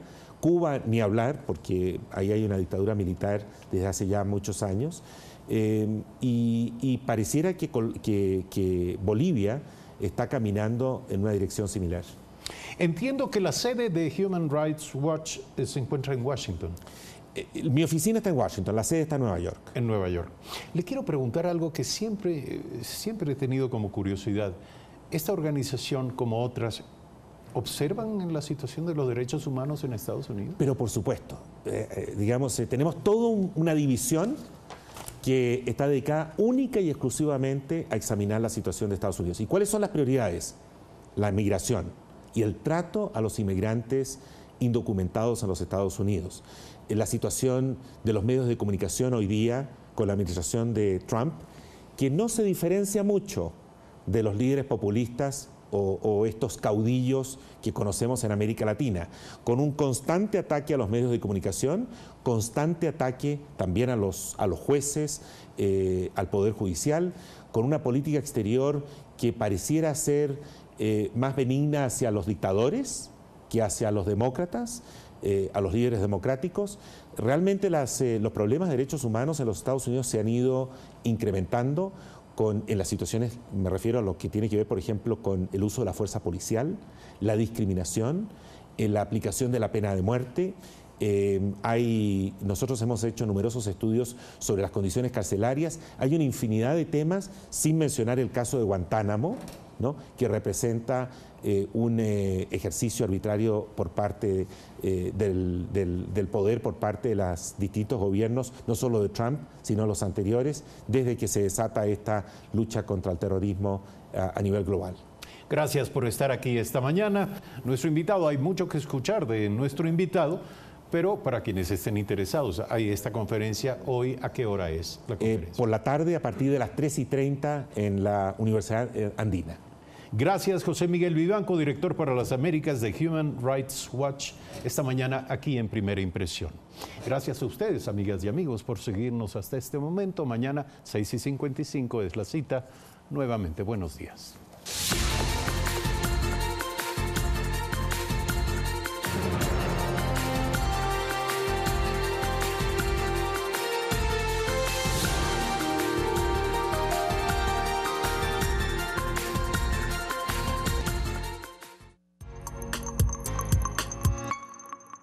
Hoy, la hija de Kerim está muy enferma.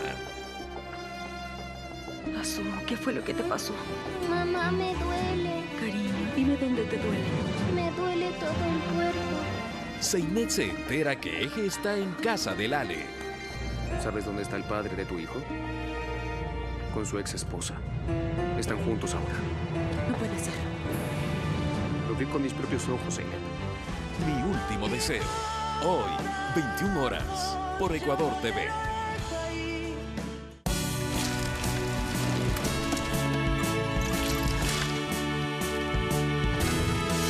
Haz de tus compras un placer. Con los diferidos 3, 6 y 12 meses sin intereses de Mega Maxi.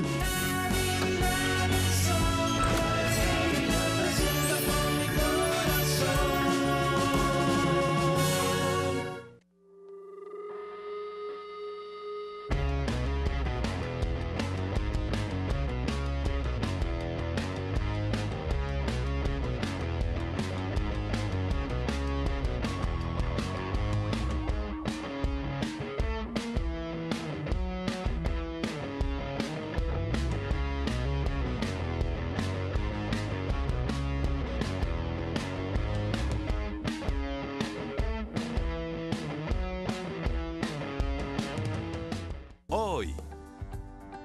Te vi pasando por mí. Así que ya saben, seguidores, ahora soy un chico comprometido. Él viene conmigo. Ni lo sueñes. Que nadie le dice que no. Sí. El mejor dúo de la historia, doctora Montecristo. Sí, señor Conejo. De lunes a viernes a las 17 horas. Por Ecuador TV. ¿Sabían que hace 40 años la capital del Ecuador fue reconocida como Patrimonio Cultural de la Humanidad? Y no por nada. Quito está lleno de lugares mágicos, comida deliciosa, gente interesante, arte, cultura y además historia. He recorrido esta bella ciudad durante 12 días para festejar con ustedes su patrimonio. La ciudad de Quito me fascina. No te pierdas de esta expedición. En Quito, 4012. ¡Qué madre! Ya te he visto en la tele. Todos los sábados a las 20 horas 30, aquí, por Ecuador TV.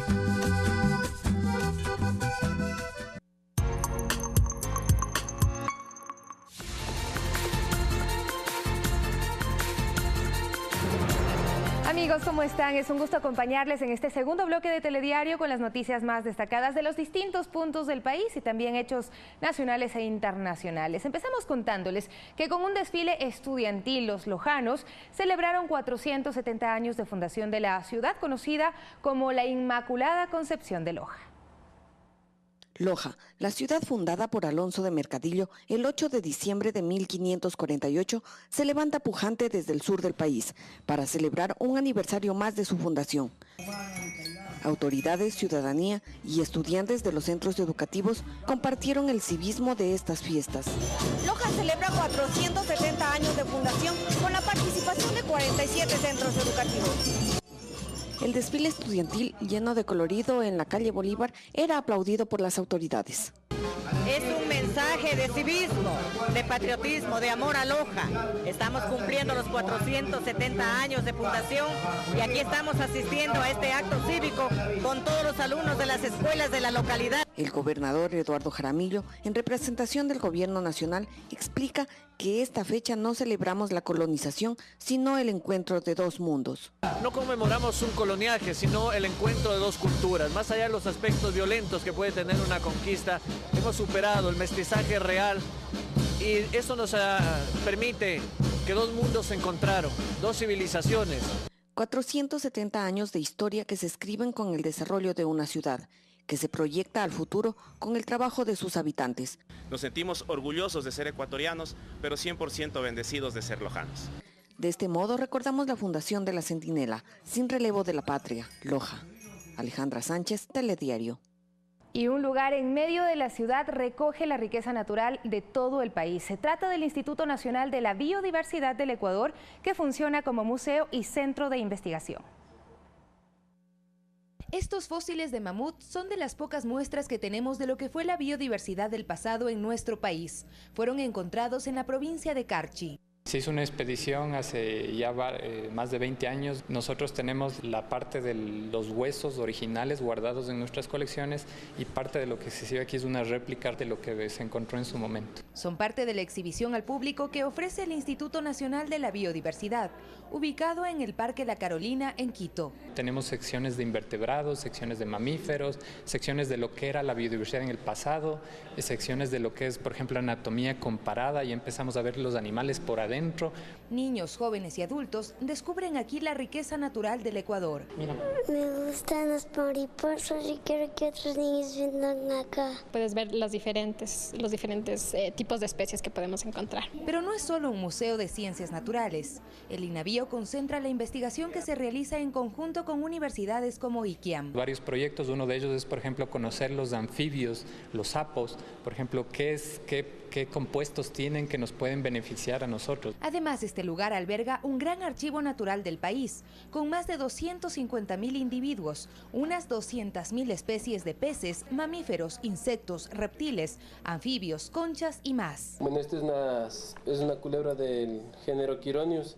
Es una especie que está ampliamente distribuida en el Ecuador y en Sudamérica. Está distribuida desde el Carchi hasta la zona del Oro. El ingreso al INAVIO tiene un costo de $2 para adultos, $1 para estudiantes y 60 centavos para niños, y está abierto al público de lunes a viernes. Sofía Montoya, Telediario.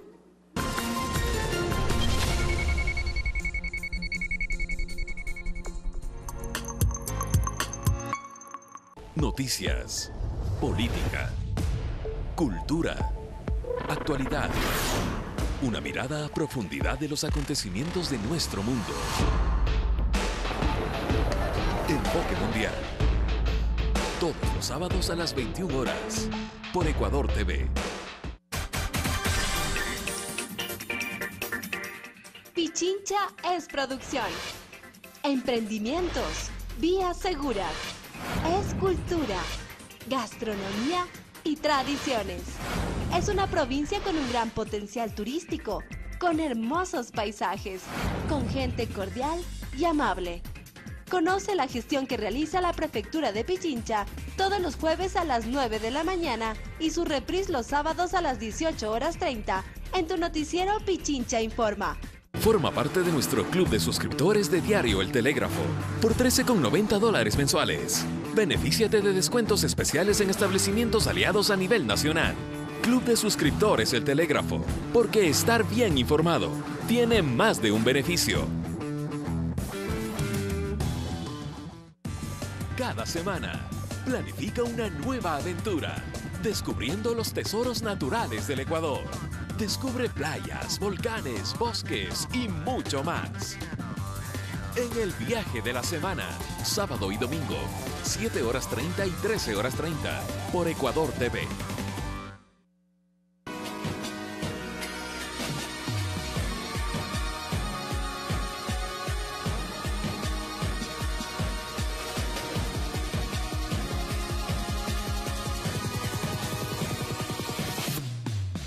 Fanático, domingo 20 horas, por Ecuador TV. El fin de semana tiene dos reglas que se deben respetar. Se trata de principios. Número 1, familia. Y número 2, cine. ¿Listo para ser transformado? Cine familiar. Todos los sábados y domingos a las 4 de la tarde, por Ecuador TV. Preguntas sin respuestas, misterio, intriga, secretos. Solo el detective más famoso del mundo podrá resolver los casos más complicados. No te pierdas sus aventuras en la serie ganadora de 9 premios Emmy, Sherlock, de lunes a viernes a las 18 horas, por Ecuador TV.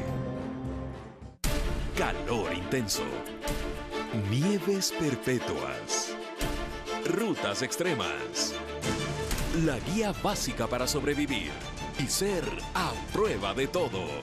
Sobreviviente con Bear Grylls, de lunes a viernes 19 horas, por Ecuador TV.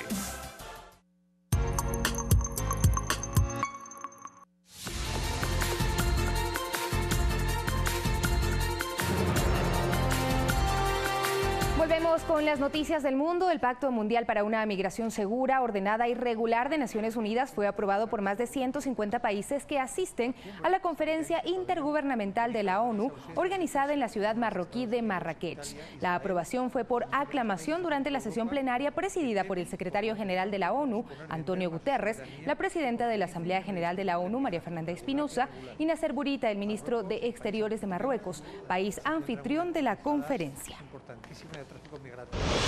Y los paros parciales convocados por el sindicato del sector ferroviario alemán provocan alteraciones en el tráfico de trenes en todo el país que se prolongarán durante toda la jornada. La compañía de ferrocarriles alemanes optó por interrumpir por completo el tráfico de largo recorrido como una medida radical. Los sindicatos reclaman un incremento salarial del 7.5%, así como la flexibilización de las fórmulas de trabajo parcial y vacaciones hasta ahora establecidos. Y en el convento de San Francisco se inauguró la 12ª exposición de pesebres. Este año predomina la presentación de obras elaboradas con material reciclado. 63 recreaciones del nacimiento de Cristo deleitaron a quienes se dieron cita a esta propuesta que se extenderá hasta el próximo 9 de enero. Más adelante les contaremos acerca de esto, pero ahora vamos a revisar las noticias más destacadas a nivel internacional. Las autoridades colombianas detuvieron en varias ciudades del país a 6 israelíes y 2 colombianos que forman parte de una red de explotación sexual de menores de edad con tentáculos en Centro y Suramérica. La información detalla que la organización criminal vendía planes turísticos para conocer algunas ciudades colombianas, que lejos de promocionar los atractivos culturales e históricos, ofrecía innumerables actividades de tipo sexual con menores de edad.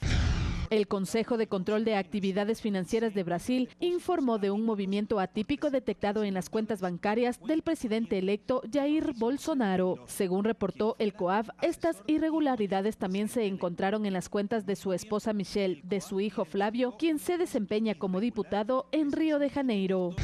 Más de 1000 personas se manifestaron en la capital filipina y quemaron un monigote del presidente del país, Rodrigo Duterte, con motivo del Día Internacional de los Derechos Humanos. Durante la protesta, los manifestantes exigieron el fin de la guerra contra las drogas del presidente, las organizaciones laborales solicitaron un aumento en los salarios y los indígenas Lumad piden que se levante la ley Marshall en el sur.